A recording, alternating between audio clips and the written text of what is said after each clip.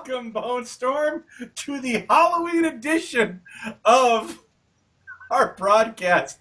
We are two people from a 90s movie by Quentin Tarantino. Kev, give him the cue. Excuse me, Jules, give him the cue. Yes, that's right. That was in the bag. Hello, Vincent. How you doing, Jules? Let me put my headphones on. Get your headphones on, son. That's gonna have to work. That's perfect. Okay. It looks awesome, dude. So welcome to the Week 7 in review. Hey, you know what, Jules? You know what they Vincent? call? You know what they call quarter pounder with cheese in No, France? what do they call it? No. Royale with cheese. What about a Big Mac? What do they call a Big Mac? Oh, they got that, but they just call it La Big Mac. The Big Mac. What do they call a Whopper? I don't know. I didn't go to Burger King. All right, Week 7, people. Let's get into it. Starting with the domestic abuse household, Camp Krusty versus Malibu Stacy's.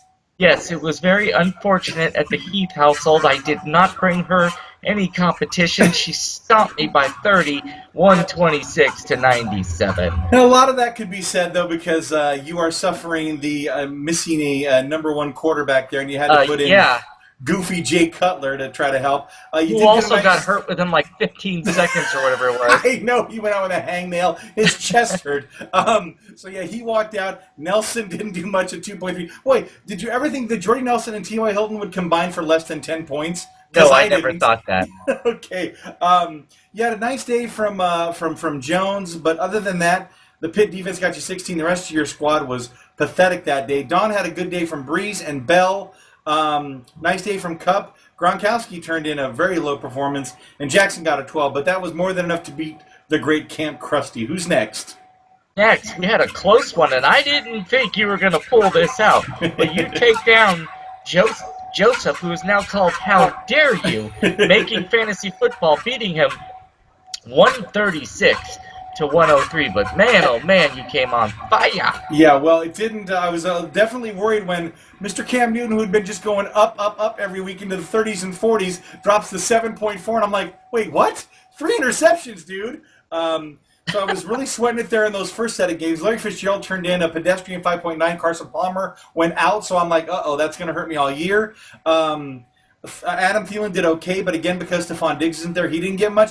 But then the big thing, Ezekiel Elliott, again, what is it against the Niners, man? That guy is lucky against the Niners. Not lucky, he's great against the Niners. 44 points, the 40 burger. Huge day against him. And then the big Monday night comeback for Maddie, right? It was, or not comeback, but I mean pile on, right? We had Delaney Walker, we had Rashard Matthews, and Ryan Suckup looking at like Justin Tucker like, what you got, kid? I'm coming up behind you. So, good game. Joe didn't get any help being not only -6 to start after that Kansas City game, but another -5 from his own kicker. It's like you're down 11 just to start with. So, tough week for How Dare You. Who's next? Hey, you know what I do like about our costumes? What's that? Besides they look screen accurate? Yes. Is that we didn't go easy with the suits. We went the obscure version. That's right. We went the Santa Cruz and the blue shirt after they had killed Marvin, unfortunately. That's right. Okay, next up, we've got the Wild Poopers, who the gentleman for Quarterlies admitted in his interview he'd really like to beat. Unfortunately, he didn't get it done. 126 to 102. Yeah, we need feedback on that interview, too. We thought it was awesome, and I'd love to hear from people. I know people are mums the word on the message board, but please let me know if that was a good interview, if you like the question, if you want to see different ones, because we're coming to everybody in the league. We're going to get those done. We're going to put up Dawn's after tonight's broadcast. So yes, I have it. I just got to send it to you. Perfect. Yeah, so this was a tough one. They both had good days from their quarterbacks. Prescott with 38, Brady with 22, Todd Gurley with 27, Kareem Hunt with 15 against Oakland. That was a great game, too, if you saw that. Evans with 21, very nice day for him. But in the end, the Wild Poopers just too many weapons, right? Adrian Peterson didn't pull back in with another 20 or 30. He came up with only a 4.3, but that was enough to take down the gentleman for Quarterlies. Oh, I'm sorry. I said Clemens. It was Terry. That's my bad. I apologize. I was looking at the wrong line. So there's a lot of hair in your face. I can understand that, Jules. Yeah. You need a trim. Yeah. Thank you, Vincent. Okay, speaking of The Champ Crushers crew actually brought the heat with 165, taking down the Punishment Due, who scored a very respectable 149. Yeah. What a high-scoring game. Yeah, this was a really good one. They had a wash at quarterback with 31 apiece. Melvin Gordon disappeared that day with only 5.4. Freeman, not much better, only 12. Doug Baldwin was the big helper for the Champ Crushers with 24. Nelson Aguilar with 14. Jordan Reed mocking Todd. This used to be Todd's guy years ago. Jordan Reed just mocking him with 26 points. Where the heck was that? And then the Jacksonville defense, who is for real this year, with 24. Too much for the Punishment Due. Okay, we've got the Braille Bombers, who fell victim, unfortunately, to our Give Me That Booty, who is slowly starting to build up a decent record. He's working on it. He's working on it. He's clawing his way back. Alex Smith with a huge 37.7. Big day. Jarvis Landry with 22. Boy, I missed on him this year. I was really off on him. Julio Jones, nice to see you back on the scoring board with 24 points. Russell Wilson with 34. Very good day. But the rest of her squad, again, LeGarrette Blount, Devontae Adams, probably a lot because of Aaron Rodgers. And some other ones didn't show up for her. Whereas Evan Ingram got her 18, but again, not enough to take down the Champ Crushers crew. The R, Give Me That Booty, no pun intended, upended the Braille Bombers. Okay, and then finally we have Voldemort, who took care of the Deplorables. Poor Deplorables are now 1-6. They are desperate for a win if they want to make a run at the playoffs, 125 to 104. Yeah, the Deplorables, tough day, another loss, but I saw her make a bunch of moves today that we will review in our pickups. Maybe this will be the turning point. Right. Voldemort, man, I'm sure he's watching what I am, and Mariota does not look like the Mariota of last year. I wonder if that's going to be, that could be problematic going forward with Murray only getting him 10. Big day for Tyreek Hill with 29. Good recovery after that Pittsburgh game where he did so badly. And Carolina's defense with a big 20. That was huge for him. A couple of 11s and 10s basically on his thing. She had a great day from Ted Ginn Jr. and Des Bryant, but the rest of her squad, I take it back. Mark Ingram had 23. Holy cow. But again, not enough to take down Voldemort in the end. So good game. Well, hopefully she can get a win here soon enough and make it 2. But congrats to Voldemort on a win and getting back into the saddle. Okay, let's take a look at standings. Yes, sir. Okay, Brockway. Oh, wait a minute. Wow. Hey, you know what would be nice? What? Please would be nice. Please. You forgot that. Go ahead. About that one. Jerk. Go ahead. Okay, we've got Brockway. Unbelievably, Matt sits alone at the top at 5-2. Woohoo! Followed closely by Voldemort, one game out at 4-3. Get and back. then another game back. We've got Malibu Stacy. Still anybody's division in that one. That's exciting. Ogdenville is pretty much down to 2. It's a two-way tie at the top between Joe and myself. We both are at 4-3, and then we've got the Deplorables currently at 1-6. Still not technically out of it. No. Just need some wins here pretty soon. Then we've got a North Haverbrook, Braille Bombers and Fort Quarterlies tied at the top of that division as well at 4-3. And the Champ Crushers crew not as far back as the Deplorables. One more game. He's at 2-5, so he could crawl back into the picture. Sure. Finally, we've got Springfield, who alone at the top and pulling away are the Wild Hoopers, alone at 6-1, and quite possibly, definitely, the only team at 6-1. Yep.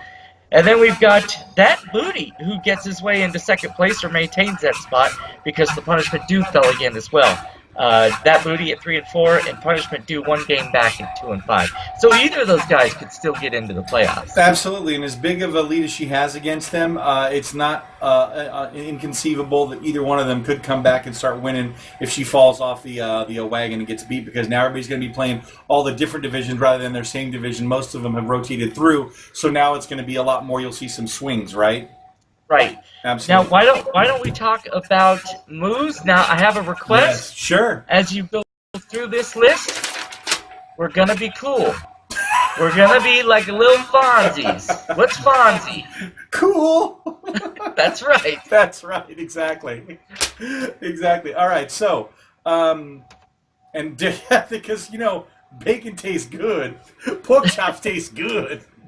But you don't dig on swine, do you, Jules? All right, so who does dig on swine, I'll tell you, there was only really one battle in the pickups this week, and that was for the kicker out of Denver, Matthew Prater. Lord. Yeah, there was a big bidding war, both at $1. Woohoo! And it simply was the higher order in the waiver wire. The punishment due got that one for $1. Voldemort, I'm sorry, unsuccessful. Everybody else was added for pretty low dollars. Nobody really overspent. The most would be $7.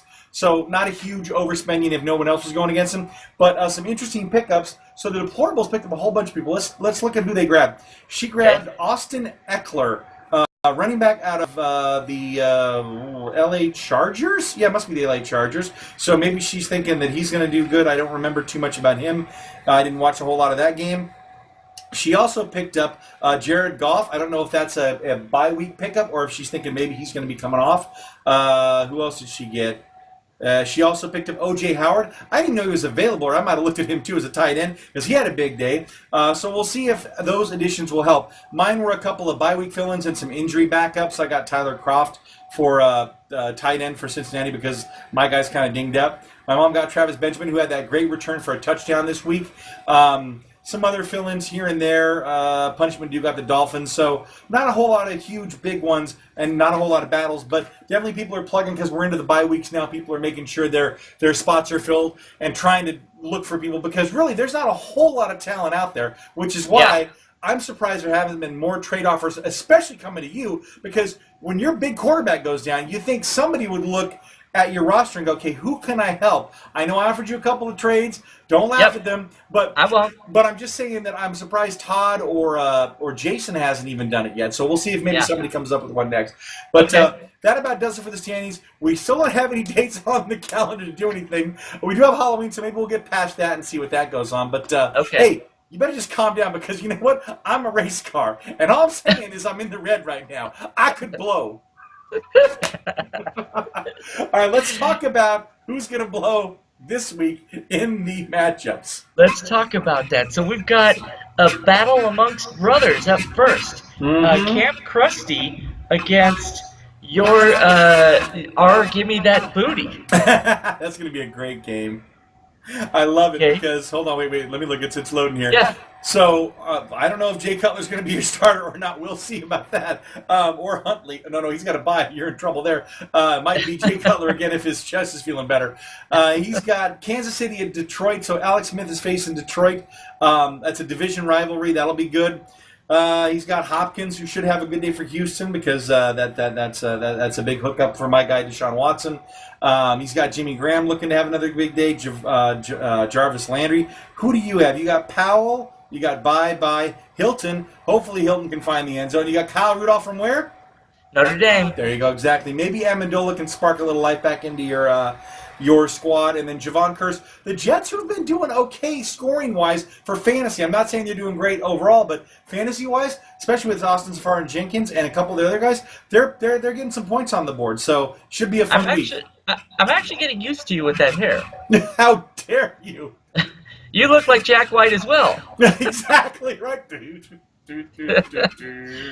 Okay, next up we have Voldemort going up against the Champ Crushers crew, who needs another win. And Voldemort down to a different quarterback, Josh McCown of what I just talked about, the Jets. Let's see if he can get it done. Kirk Cousins was on fire last week. Will he do it again this week? Hopefully for Clemens he will. Devontae Freeman, will he show up like he's supposed to? I don't know. McKinnon, oh boy, that's a tough one against Clemens if he goes off. Tyreek Hill, this should be quite the slugfest. I'm looking forward to a good game. I don't know who's going to have it. It's pretty close. It's projected 122 to 119, so it should be a fun game. Who's next? Okay, next we got the Malibu Stacy's in a chick fight against the Rail Bombers. Yes, we got Breeze versus Wilson, Bell versus McCaffrey.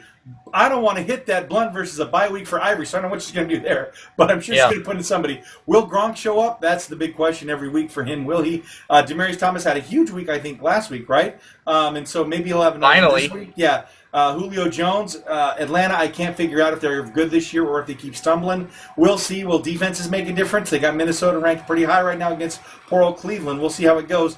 They're projecting a decent win by Malibu Stacy's, but look for the Rail Bombers to come charging back and make it a game. Okay, now next up is you, who has a tough game against the Four Quarterlies. You guys are both You're 5-2. She's 4-3. So 2 tough teams. Yeah, and I can't take any team lightly. Certainly not one that starts with the name Brady as helming them with their quarterback. I hate him so much, and I'm sure he's just going to stomp all over my dreams. She's got Mike Evans going. She's got A.J. Green. Theo Riddick from where? Notre Dame. And I love that guy, man. I'm going to hate trying to root against him, especially since he's going against my Steelers.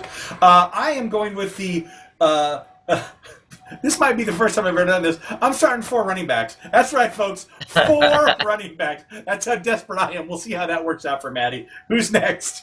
Next up, we've got Joe is going to try the impossible and try to dethrone the Wild Poopers. They play this week. Joe. I got to find Joe. I've lost The Joe. Wild Poopers might be in a bind. It looks like she's got quite a few people on buys this week.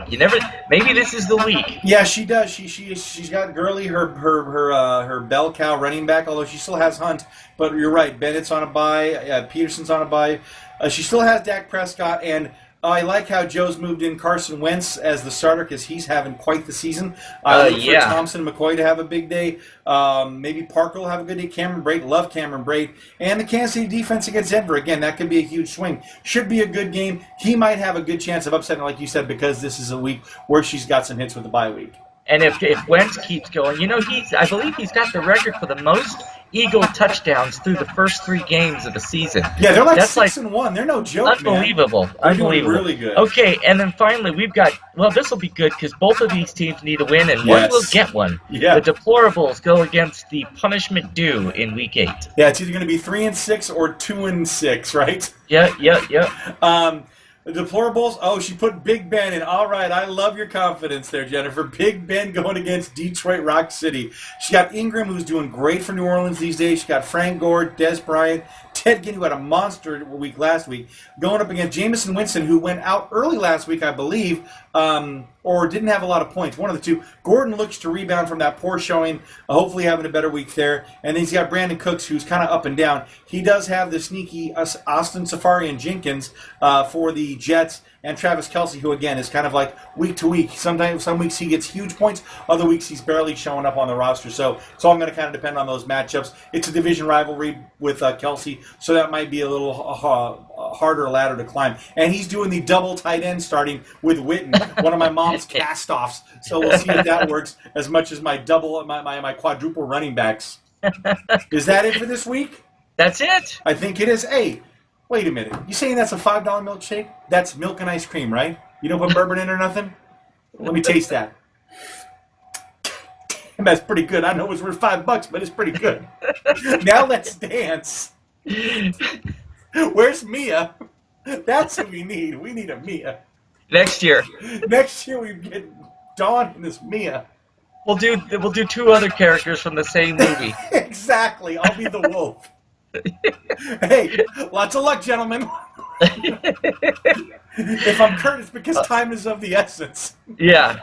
Oh, I love that movie. Everybody go back and watch Pulp Fiction. It's one of the greatest movies ever. Still holds up to this day. Still so many great scenes. Think of us. And think of us, exactly. That wallet I got from my brother here because we love the movie. And Kevin, in rare form, I'll tell the great story of Kevin. He and I go to see this movie back at Cinedome. Was it Cinedome back when it was still Cinedome? Probably, yeah. Right. So we go there, and it's like an afternoon showing. It's still new. It hasn't broken yet, but we heard about this movie. So we go to see it, and the theater is almost empty. So he and I choose a seat that's about 3/4 of the way up in the middle. We're sitting there enjoying the popcorn, waiting for the movie to start. These 2 jackholes come in and sit right in front of us, and right behind us. It was right behind us. Right, and literally put their feet right up on Kevin's chair. Right. And so, Kevin, what do? I turn around and I say, seriously? You sit right behind us? The whole theater was open. It was great. I thought, oh my God, we're going to get in a fight with these guys. And sure enough, they got up and they walked away. And I went, who is this man that's with me? Little did we know he was just channeling Jules Winfield of the movie we were about to see. I think I was fired up that day. You were fired up. I was like, this is Kevin in rare form. He's so polite. He's telling us to step off. I'm like, I love it. It was great, man. Well, hey, One of only a couple of times. exactly. Not like when you let that poor kid on the thing when you had to freeze in Catholic school. But that's another story for another day. Hey, everybody! It's going to be Halloween next week. Happy Halloween! Happy Halloween! Stay safe. Be good to your kids. Don't be chintzy when people come to your house. Give them the good stuff. Get the full-size Reese's. Don't give them those little bite-sized crappy things. No apples or dental floss. Exactly. We don't want any of that. So That's right. Hopefully everybody has a good Halloween. Stay safe and sane. We'll see you all after this week. Good luck to everybody. I'm going to talk to Jason about times, like I say every week, and I still haven't. Look for the Dawn interview. This time I will not forget to post it to Facebook. I will go back last week and post last week's on Facebook as well, because I forgot to do that. Sorry, everybody. But that's all I can think of for now. Jules, you got anything else before we sign off? No, I don't, Vincent. I got one last reminder for everybody. Stay classy, Bone Storm. Damn Skippy. Good job. Good night.